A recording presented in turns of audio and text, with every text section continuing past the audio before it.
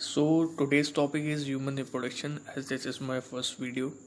So avoid mistakes and I hope you are preparing well for your exams. And yesterday the date was announced that NEET should be held on the 26th of July. So ready guys, prepare well. I hope so you all will do well in exams. So let's start the topic. So what is reproduction? Reproduction is basically the fusion of the pronuclei of the male and female genitals, which leads to the fertilization and further leads to the formation of zygote, then embryo.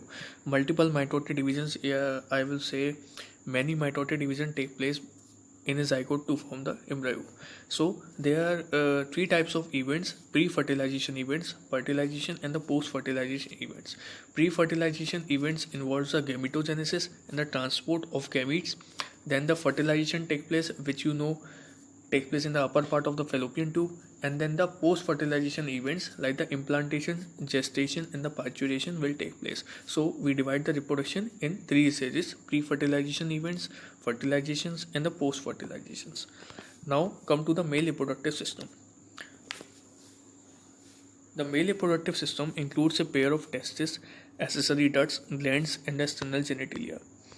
The testes are situated outside the abdominal cavity, so they provide the optimum temperature which is necessary for the spermatogenesis. Now, each testis contains about 250 compartments, which is also known as testicular lobules.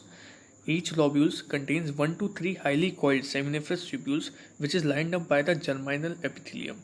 And the most important question which comes from this part is the Sertoli cells or the pathway of the sperm.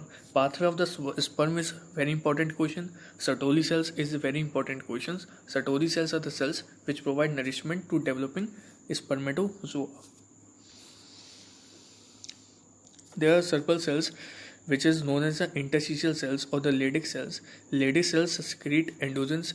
The one most important is the testosterone. So the accessory ducts include the retitestis, vasa efferentia, epididymis, and the vasa differentia. The most important question comes from this part, either from the pathway or they ask the functional maturation. The functional maturation of the sperm takes place in the epididymis. Remember this point. So this is the diagram of the seminiferous tubule which is lined up by the germinal epithelium cells and the Sertoli cells which provide the nourishment to the developing spermatozoa.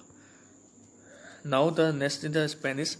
The penis is the male external genitalia and special tissue होते हैं इसमें, जैसे corpus ट्रेवनोसा और corpus स्पोरेंजियसम, और कुछ male accessory glands होते हैं जैसे सेमिनल वेसिकल्स, प्रोस्टेट या बल्बोरेथ्रल ग्लैंड्स होते हैं. सेमिनल वेसिकल्स जो होते हैं वो major part of the semen तुम्हारे पास बनाते हैं, 70% अराउंड बनाते हैं. प्रोस्टेट का सिक्रीशन जो होता है वो 30% बनाता है, और बल्बोरेथ्रल ग्लैंड्स जो होते हैं वो एल्बिनल lubrication of the penis in the fertilization. Most important question ये होता है, जो सीमेन होता है उसका कॉन्स्टिट्यूएंट क्या होता है, फ्रक्टोज और कैल्शियम आयन. ये दोनों चीज़ें बहुत इंपॉर्टेंट हैं और कुछ सर्टेन एंजाइम्स भी तुम्हारे पास होते हैं उनमें. ठीक है. Next is the female reproductive system. The female reproductive system consists of ovary, oviducts, which is also known as fallopian tube, uterus, which is divided into the body, cervix, and the vagina, and the external genitalia is located in the pelvic region. यहाँ से जो most important question आता है वो आपका आता है, एक ये डायग्राम बहुत इंपॉर्टेंट है. डायग्राम में आपको देखना पड़ता है सारे ऑर्गन्स की पोजीशन, यानी ब्लैडर, यूट्रस में आपको सर्विक्स, वेजाइना और रेक्टम देखना पड़ता है. इनके एंटीरियर और पोस्टीरियर रिलेशंस पढ़ने होते हैं. अभी आप जब एमबीबीएस में आएंगे तो आपको एनाटमी में पढ़ाया जाएगा इनके एंटीरियर, पोस्टीरियर, लेटरल रिलेशंस, ये सब चीज़ें पढ़ाई जाती हैं. ये देखना बहुत इंपॉर्टेंट है. यहाँ से क्वेश्चन आता है fimbriae. What are the fimbriae? Fimbriae जो ओविडक्ट होता है, फेलोपियन ट्यूब होता है, उसके 4 पार्ट होते हैं: एम्प्यूला, इस्थमस, इनफंडिबुलम. इनफंडिबुलम में फनल शेप पार्ट होता है जिसपे फिंगर लाइक पोजिशंस होते हैं, जिसको हम कहते हैं फिम्ब्रे. फिम्ब्रे का काम होता है to catch the ovum after the ovulation. Ovulation होता है, फिम्ब्रे उसको कैच करते हैं और कैच करके उसे यूट्राइन ऑस्टियम के थ्रू यूट्रस में डाल देते हैं. नेक्स्ट मोस्ट इम्पॉर्टेंट क्वेश्चन ये है कि जो फर्टिलाइजेशन होता है वो कहाँ होता है। Fertilization take place in the upper part of the fallopian tube, या जो एम्प्यूलरी इस्टेमिक जंक्शन होता है वहाँ पे फर्टिलाइजेशन टेक प्लेस होता है, क्योंकि वो मोस्ट डायलेटेड पार्ट होता है। और कभी कभी जब फर्टिलाइजेशन हो जाता है, जब fusion of pronuclei of sperm and ovum हो जाता है, तो जाइगोट का फॉर्मेशन हो जाता है, और कभी कभी जाइगोट का इम्प्लांटेशन हो जाता है ओविडक्ट में, जिसको हम कहते हैं ectopic pregnancy, which means implantation of blastocyst other than the uterus।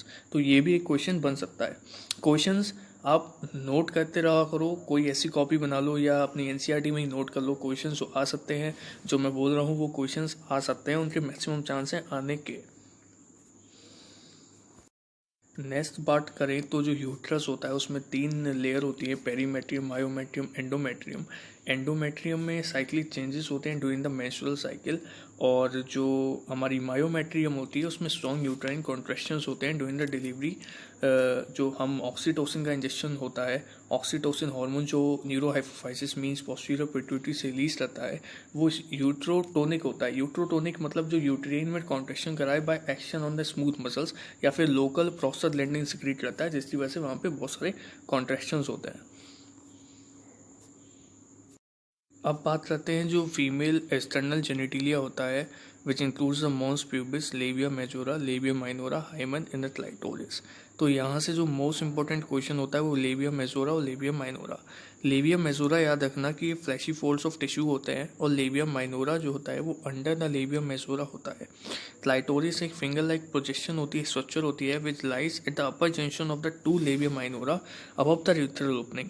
ये इंपॉर्टेंट पॉइंट इसमें यह है कि क्लाइटोरिस जो होता है वो यूरेथ्रल ओपनिंग के अबव प्रेजेंट होता है। अबव और बिलो का बहुत खेल होता है पेपर में, तो इस बात को याद रखें। अगला आता है मेमोरी ग्लैंड्स। मेमोरी ग्लैंड का स्ट्रक्चर बहुत इंपॉर्टेंट है, इसका जो डायग्राम है एनसीईआरटी का ये बहुत इंपॉर्टेंट याद रखने का है। और इसका जो पाथवे है वो कभी कभी पूछ लिया जाता है, तो पाथवे है। अभी इतनी बात करते हैं, अगले जो पार्ट 2 वीडियो होगी उसमें हम गैमेटोजेनेसिस की बात करेंगे। जो साइकिल्स हैं, स्पर्मेटोजेनेसिस, ओवोजेनेसिस का, हम उसको डिटेल में एक्सप्लेन करेंगे। अभी पार्ट 1 में हमने जो पढ़ा है वो मेमोरी ग्लैंड के स्ट्रक्चर को हमने देखा, जो फीमेल रिप्रोडक्टिव ट्रैक्ट है हमने उसको देखा, और जो मेल रिप्रोडक्टिव ट्रैक्ट है, मेल रिप्रोडक्टिव ऑर्गन्स हैं, उसको हमने देखा। इसमें जो इंपॉर्टेंट क्वेश्चंस हैं वो आप नोट कर लेना, और लाइक और शेयर मैंने पहले भी कहा ये मेरी फर्स्ट वीडियो है, सो मैं इम्प्रूव करने की कोशिश करूँगा। अभी आगे स्लाइड्स भी आएंगी, और जैसे जैसे पेपर पास आता जाएगा मैं इस पर ट्रिक्स भी अपलोड करूँगा। Okay guys, thank you. Like, share and subscribe.